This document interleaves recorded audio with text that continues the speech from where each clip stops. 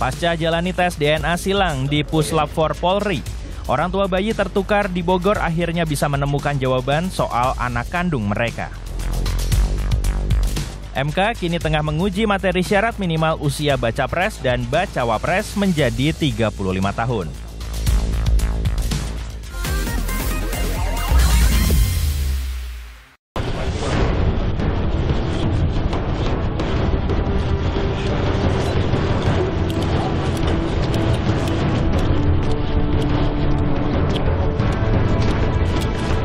Konten kreator yang terkenal melalui channel YouTube Emak Gila ditangkap polisi karena diduga promosi situs judi online di 2 kanal YouTube-nya. YouTuber berinisial IL ini ditangkap di rumahnya di Bandung.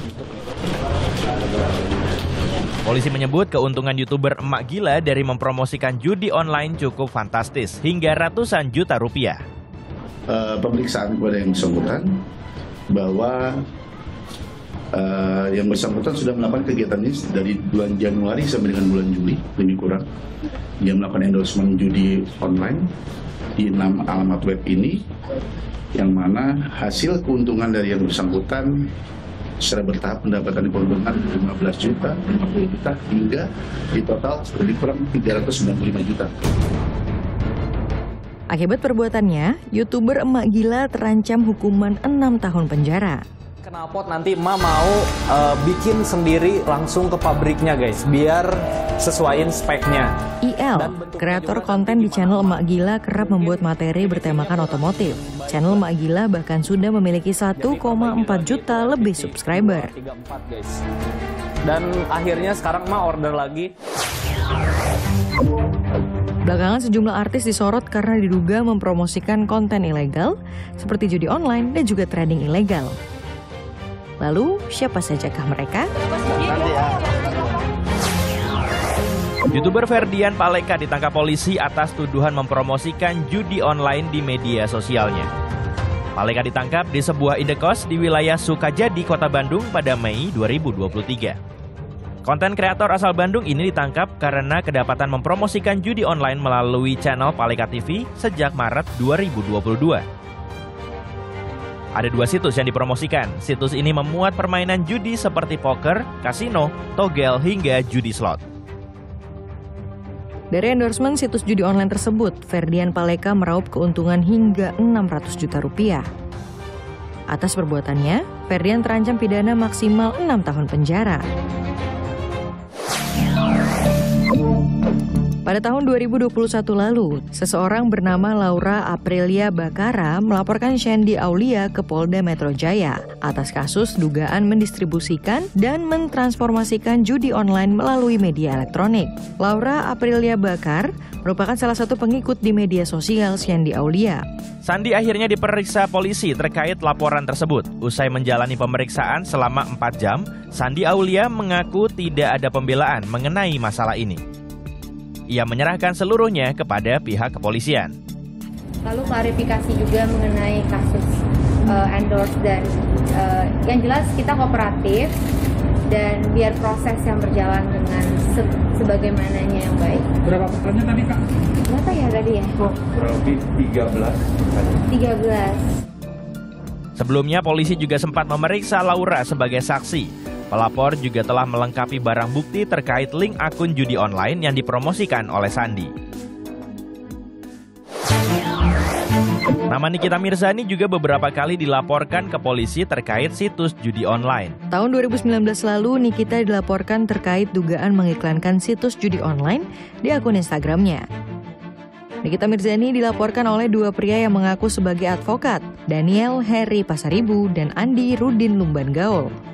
Di tahun 2017, Nikita juga terlihat ikut mempromosikan bisnis judi online. Nikita Mirzani bahkan menjelaskan tentang isi website game judi online dan mengajak pengikutnya untuk mengunjungi lapak itu.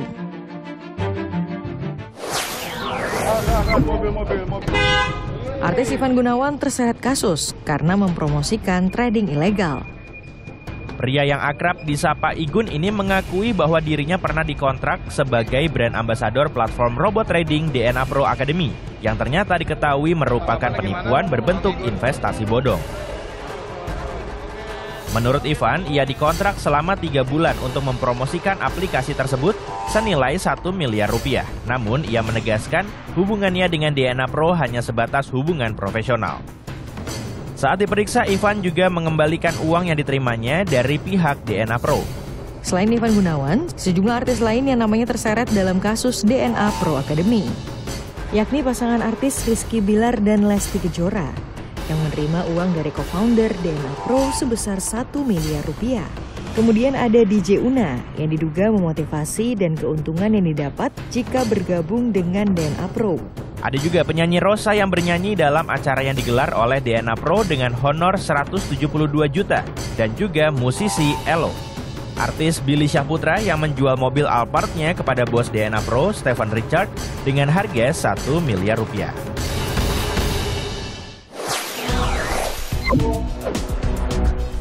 Pasangan artis ini terseret dalam kasus penipuan investasi trading binary option Quotex yang menjerat Doni Salmanan. Hal ini bermula saat Doni Salmanan datang ke pernikahan Rizky Bilar dan Lesti Kejora. Kali itu, Doni memberikan amplop tebal yang diketahui berisi 10 juta rupiah. Kang Doni luar biasa tuh, baik banget tuh. Kita baru kenal. Unboxing ya. Kita baru kenal, baru silaturahmi Kang Doni. Kang Doni nuhun. Nuhun pisannya. Sayang. Ya, enggak. Sayang. Bukan. Tahu, dengar dulu. Seru. Dari pas dia salaman, Kang Bilar, ini saya nitip sesuatu. Kalian amplopnya? Amplop coklat. Dalam negeri. Kalau Kang Doni cinta dalam negeri. Jauh dulu. Rizky Bilar juga mengaku mengenal Doni Salmanan sebelumnya dari seorang teman. Dan pada saat akan menggelar resepsi pernikahan, Bilar pun mengundang Doni. Pada Maret 2022, Doni Salmanan ditetapkan sebagai tersangka kasus penipuan dan pencucian uang melalui aplikasi Quotex. Polisi menyatakan Doni adalah afiliator yang bertugas untuk merekrut orang agar mau bermain di aplikasi yang berkedok sebagai aplikasi perdagangan itu. Polisi akhirnya memeriksa Bilar dan Lesti. Rizky Bilar menyatakan telah mengembalikan seluruh uang pemberian Doni Salmanan yang jumlahnya 10 juta rupiah. Ketika tadi saya ditanya oleh penyidik, beliau mengatakan bahwa keterangan DS mengatakan saya hanya menerima 10 juta. Lalu saya pastiin lagi sama istri dan dia ternyata hanya 10 juta, tidak sampai 20 juta.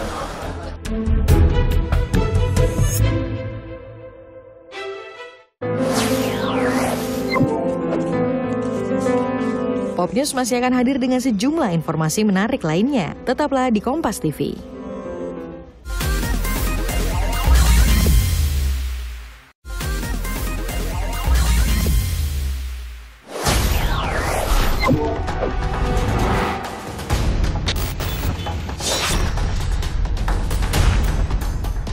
Kepastian soal bayi yang tertukar di rumah sakit di Bogor mulai menemui titik terang.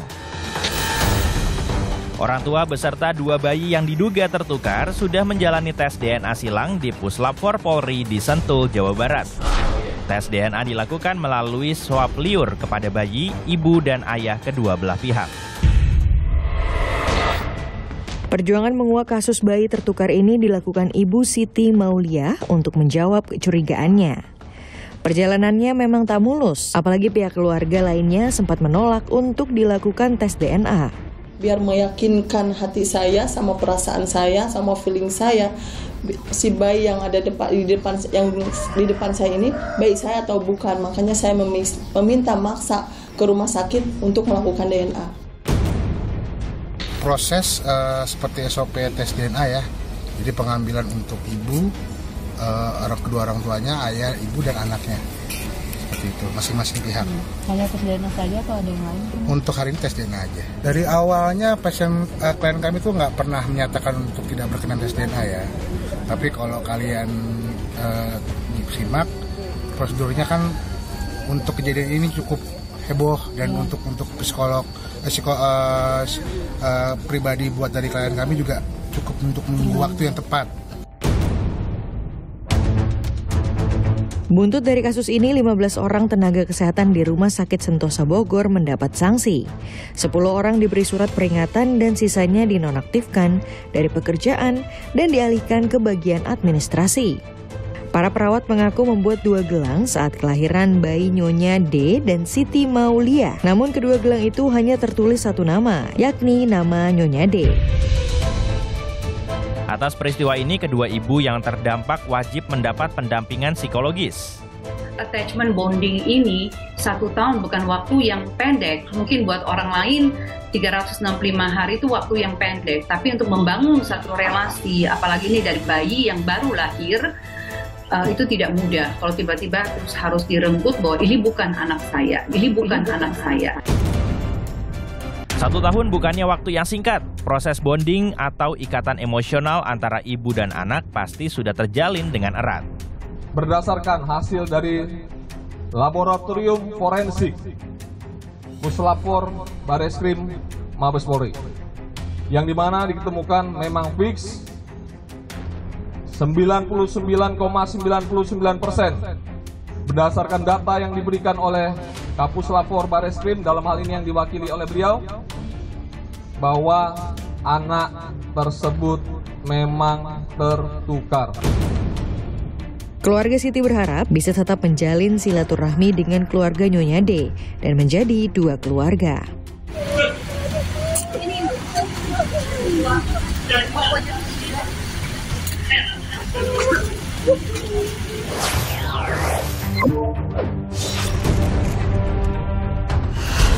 And I'm representing West Java. I believe women are multifaceted. Kisruh penyelenggaraan ajang Miss Universe Indonesia 2023 masih terus jadi perbincangan. Pihak terlapor sudah dipanggil oleh penyidik dan dilakukan pemeriksaan. Salah satunya adalah Poppy Capella, selaku pemilik lisensi Miss Universe Indonesia. 8 finalis Miss Universe Indonesia, korban dugaan pelecehan seksual, resmi mengajukan permohonan perlindungan kepada Lembaga Perlindungan Saksi dan Korban. Salah satunya Provinsial Direktur Miss Universe Indonesia. Para korban dugaan pelecehan seksual berharap pelaku intelektual segera ditemukan, apalagi dengan adanya dugaan pemakaian istilah dark room dalam masa karantina finalis.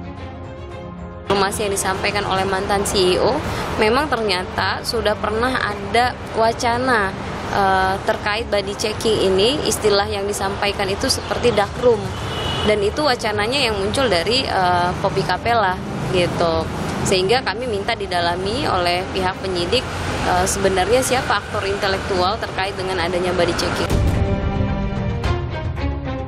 Atas kasus ini, runner-up 2 Miss Universe Indonesia 2023, Mutia Fatika Rahma, memilih mengundurkan diri dan kembali ke Provinsi Jawa Barat. Melihat situasi yang kemarin, yaitu the allegations about the sexual harassment issue, and this happened personally to someone that I know, gitu ya Kak ya, very closely, near and dear to me, is a really hard reality to accept karena I see firsthand how it affects the people around me. Di sisi lain, Fabienne Nicole Groeneveld yang dinobatkan sebagai Miss Universe Indonesia 2023 tersandung isu syarat tinggi badan. Kompetisi ini mencantumkan syarat tinggi badan peserta minimal 168 cm, sementara Fabienne tinggi badannya hanya 158 cm. Namun mendadak syarat tinggi badan minimum dihapus dengan alasan untuk menjaga integritas kompetisi lokal dan mengakomodasi semua pemenang dari tingkat provinsi. Namun Miss Universe Organization tetap mengakui kemenangan Fabienne. Fabienne akan mewakili Indonesia di ajang Miss Universe ke-72 di El Salvador November mendatang.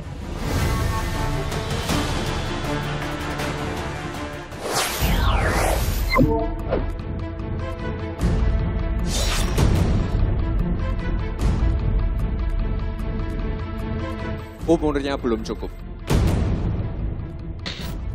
Dukungan kepada Wali Kota Solo Gibran Rakabuming Raka untuk menjadi bakal calon wakil presiden belakangan ini menguat. Namun, Gibran yang saat ini berusia 35 tahun terganjal syarat umur. Sesuai aturan yang berlaku saat ini dalam Undang-Undang tentang Pemilihan Umum, dijelaskan bahwa capres dan cawapres yang boleh dicalonkan berusia paling rendah 40 tahun. Tentu saja ini membuat peluang Gibran sebagai bakal calon wakil presiden ada di tangan 9 hakim Mahkamah Konstitusi. MK tengah menguji materi syarat minimal usia baca pres dan baca wapres menjadi 35 tahun yang diajukan Partai Solidaritas Indonesia atau PSI. Pemimpin muda kan udah nggak ada saingan lagi. Umurnya belum cukup. Kan lagi diperjuangkan. Ya kan belum tentu gol juga. Kalau sudah gol, oke.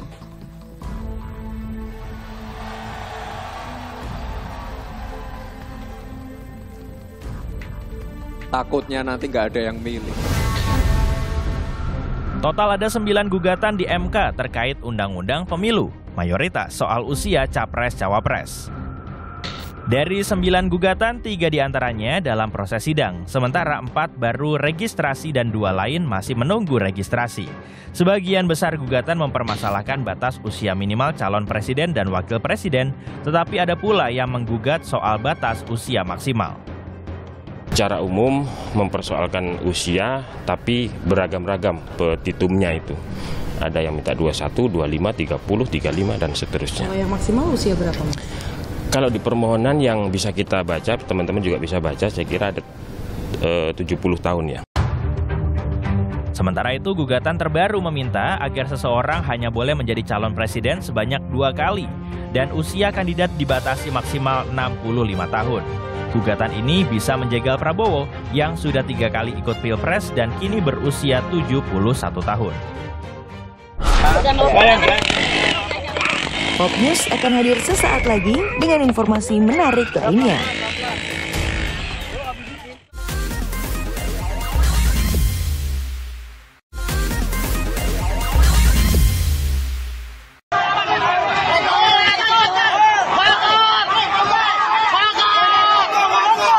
Dua kawanan perampok minimarket ini kabur hingga ke atas genteng rumah warga.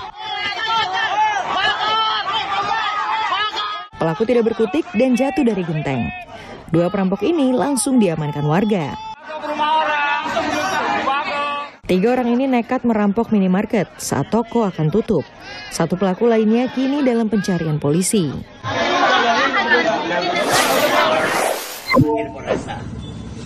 Jangan tanggung ngepanggil ya. Kalau kau tanggung panggil, nanti aku ribut sama kau. Panggil Polresta.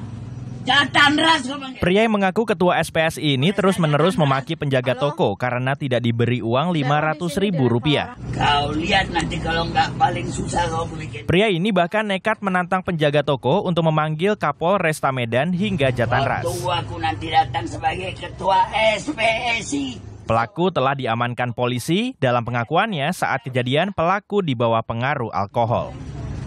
Keluar kau perempuan, gak mungkin kupukul.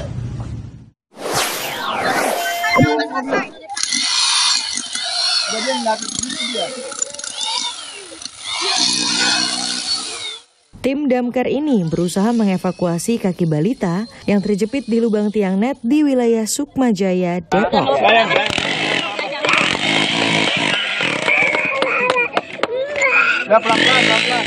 Sambil dipeluk ibunya, balita ini menangis saat kakinya berusaha dikeluarkan dari lubang net.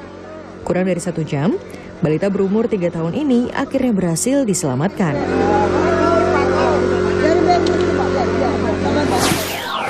Banyak yang lawan arah. Tempat kejadian perkara masih saja banyak yang lawan arah. Para pengendara motor ini masih saja nekat melawan arah di Jalan Raya Lenteng Agung, Jakarta Selatan. Padahal, sehari sebelumnya, di lokasi ini terjadi kecelakaan di mana sebuah truk menabrak 7 pemotor yang melawan arah.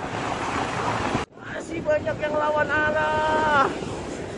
Tempat kejadian perkara masih saja. Para pemotor yang melawan arah beralasan karena jalan putar balik yang terlalu jauh.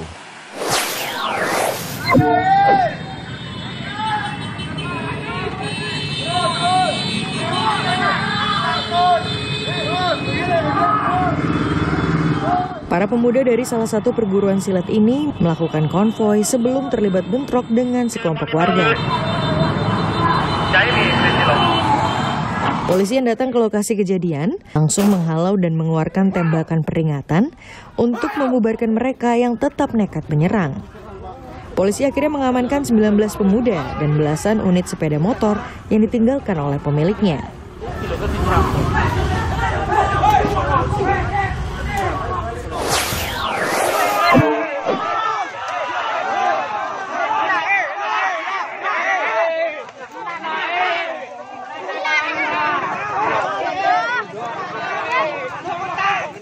Warga di Desa Bajur, Kabupaten Pamekasan ini tengah mengarak pencuri motor lintas kabupaten. Pelaku ditangkap warga saat akan membawa motor curian. Pelaku merupakan residivis kasus narkoba. Polisi langsung mengamankan pelaku.